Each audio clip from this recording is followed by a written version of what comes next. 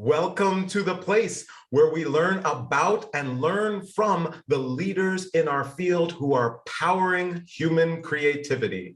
I am Aaron Dworkin, and this is Arts Engines.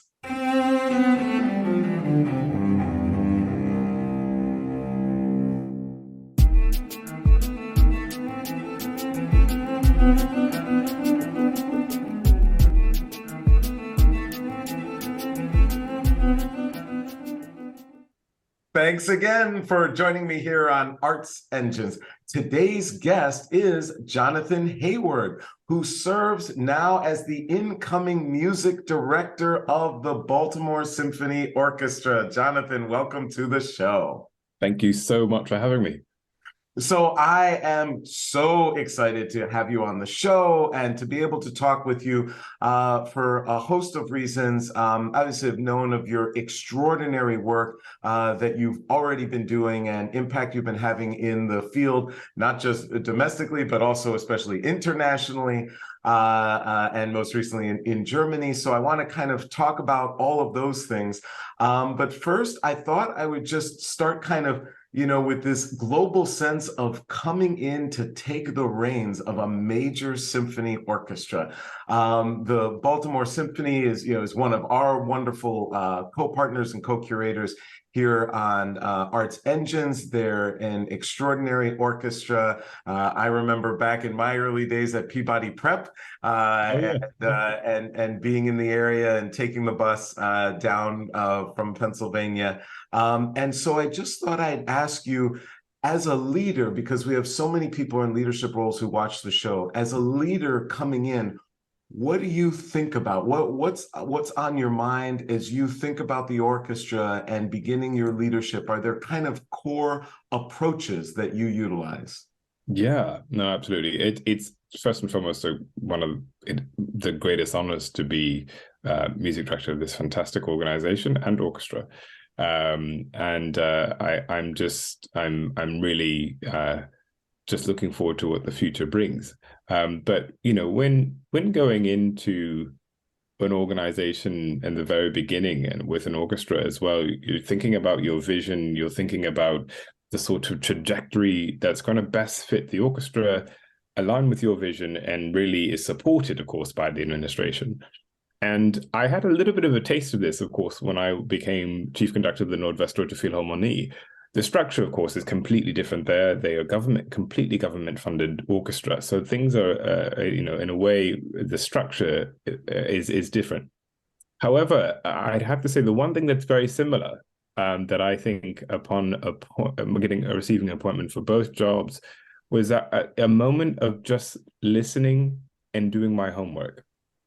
The orchestra has had a legacy without me, and understanding that legacy, understanding that trajectory, for me, is the key to understanding how the success of a vision can happen. Without understanding that core past, and really getting down to what maybe had been missing or what was working really well, asking all these questions, being as curious as I am on the podium, off the podium, asking a lot of questions to the musicians. My biggest goal between now and officially starting is having a cup of coffee with every single one of our musicians, just to, even if it's 10-15 minutes, to get their perspective on things, to get their knowledge, the huge wealth of knowledge. Some of them have been in the orchestra longer than I've been alive. So I have to really take that in. I want to know what's going on, and so that's the kind of the second part of it, which is a lot of listening. So there's a sort of studying of the past, but then a huge amount of listening to understand what has been happening and where the organization feels they want to go in order to create this unified vision, which I think is really important, unified with the administration, the musician, and myself as music director. That's, and the way you just articulated that, it's so inspiring. And I think even as it might have even been Mark Hansen, president, who shared that found your appointment both inspiring and aspiring. And also what I'm curious too is that, right, there's a lot of the stereotypes out there about, oh, maestros, they come in and they say, this is my way or the highway, right? I have this vision. And obviously your focus on that kind of listening and that you really view this as a collaboration and a partnership, obviously with the musicians, but also with the administration. And that just, I can only imagine that is so refreshing and exciting for all the musicians and administration to hear. So along those lines, kind of any big plans that you already have set for the upcoming season and or that you already are looking forward to?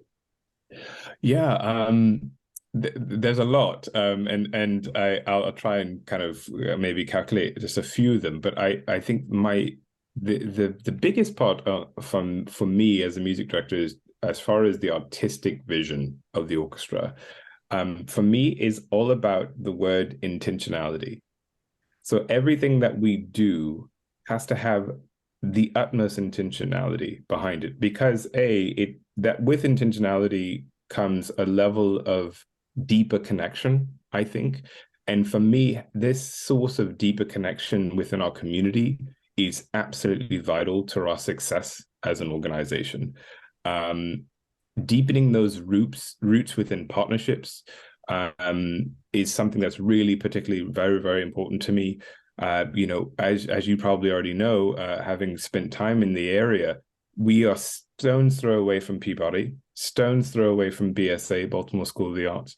There is no reason why we shouldn't deepen those wonderful opportunities to really connect our organizations. And I've already met with both organizations and kind of expressed this desire that from the administrative side and the musician side, and of course with my vision, we really want to try and figure out how we can deepen the relationship. And there's a lot of things that already have been working so beautifully and successfully, and will continue to do that under Marin's leadership for sure.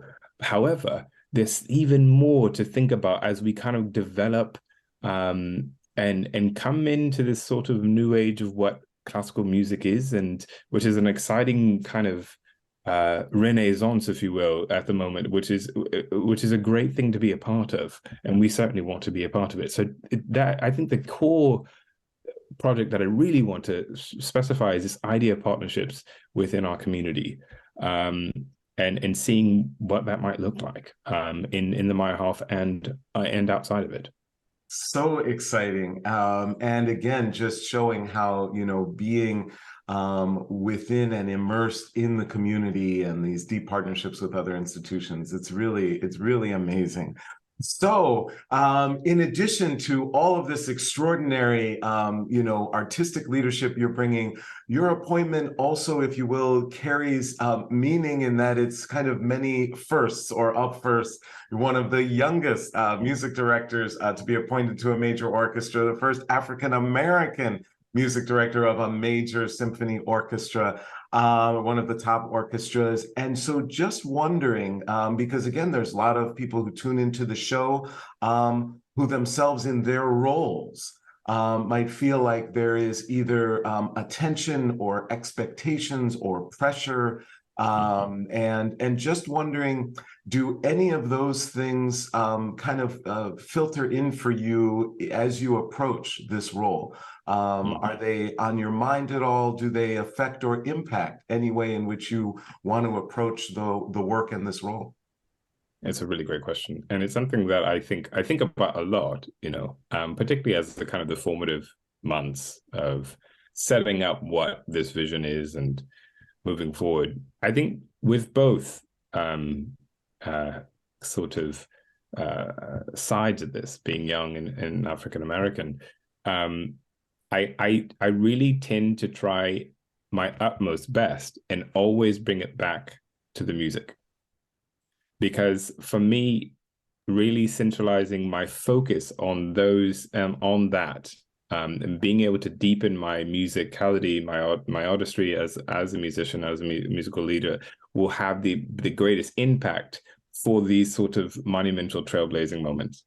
And I think that's something that I think, on a personal note, that's how I cope is not the word, but how I sort of manage that sort of potential pressure that may creep in every now and then.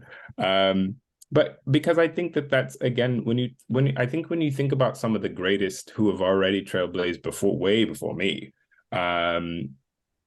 you think about their musicality, and you think about what they were actually able to achieve as a musician as well, or as an artist. James Dupree's, of course, being one of them. That was, for me, some of the most extraordinary recordings. His career in Europe was absolutely incredible. Dean Dixon, of course, all of these great African-American leaders that were way before my time, helping to trailblaze in many, many ways. And I sit on their shoulders, of course, and that's something I recognize as we continue to move the mark within the field. But again, you go back to those, specifically those two great artists, and you just see the output, and you read about their output, and it's extraordinary. And that's, to me, I think that's how they focused, and I just hope to continue that sort of lineage of focusing on what is integral and a part of moving any barriers that might stand in the way, essentially. Absolutely awesome. It's just so empowering. We're almost out of time, but just had two additional questions. One relating to just repertoire and the field, kind of in terms of diversity. So I know when I was back at Peabody Prep, the music that orchestras played was much different than, especially it has kind of evolved into, especially in the last couple of years. I'm just wondering if you have thoughts about that at all, or how you view that, or thinking about kind of that diversity of repertoire, and or specifically for the BSO and or for the field. Yeah. Well, I think the way that I program for the BSO is also the way I program everywhere, as a guest, and even with my orchestra in Germany. And I think what is my sort of mentality of thought is this idea of pairing the traditional with the more non-traditional works, and being able to see how these works actually really respond and kind of have this beautiful interplay. I think there are a lot of composers that I'm still discovering, and I love it. I mean, I spend hours in my office sometimes, just cranking out new names. And when you listen to their music, you think, hold on a second, that sort of rhythmic intention is really unique and really responsive to, I don't know, Rachmaninoff symphonic dances or something like that. And thinking about how these things pair to the traditional canon, and getting really clever and intentional again about how you do that, is something I absolutely adore. I can spend hours doing. I can spend my whole life doing that, actually. But I think so. That's, for me, that's how to move forward. It's being able to really cleverly relate what we may already know very, very well in the canon to composers that we just don't know, and we should know. And I think I love that. It's something I aspire, and hopefully it's going to be a reflection of what I do in Baltimore as well. Well, it's amazing, and we all get to benefit from your exploration of that, because the music and artistry that then is created and that we get to share in is truly extraordinary. So unfortunately, we are just about out of time, but I always like to ask of all my guests, in all of these explorations, and just as a leader and getting on the podium, there has to be some tough days, and days where it even feels like certain challenges might be insurmountable. And just wondering, kind of from that leadership role, how do you get past those? Where do you turn to for your own inspiration or for strength during tough times? Yeah, it happens to us all, and I think the biggest thing for me is being able to feel absolutely grounded, and that sense of groundedness is critical to my sort of artistry. And I've been learning a lot about that and experimenting a lot with this. And I've got even a performance coach that I talk to on a regular basis to think about what that means to stay in the flow, if you will, and when you get out of the flow.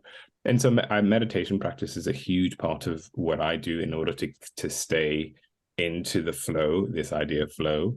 And I take it really seriously. I mean, no one is allowed to speak to me an hour before a concert. You know, I put these really strict boundaries as well around that. And I think I'm learning a lot as a musician, and as a leader in the arts world, that actually boundaries are kind of the key in order to kind of keep you on that path as much as you possibly can, that path of flow. But you know, moments that I get off the path, it's about reworking it, and whether it is a meditation or listening to a performance that I absolutely love, you know, ones that give me chills and remind me why I'm doing what I'm doing. And I think that reminder is something, I think we all need every now and then, for sure. Jonathon Heyward, you truly are one of the arts engines who is powering human creativity in our world. Thank you so much for everything you do in the field, and thank you for being on the show. Thank you, Aaron. That means a lot. Thank you very much.